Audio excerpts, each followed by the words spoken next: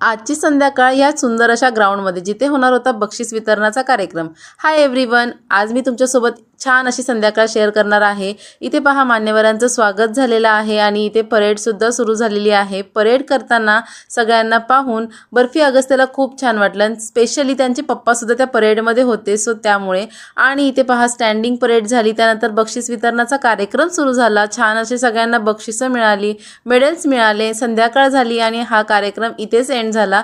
खूप छान छान गप्पा मारत होते। शाळेतली मुलं आली होती हा कार्यक्रम पाहण्यासाठी, त्यांच्यासोबत बर्फी अगस्त्यनी छान छान गप्पा मारल्या, सगळ्यांना बाय बाय केलं।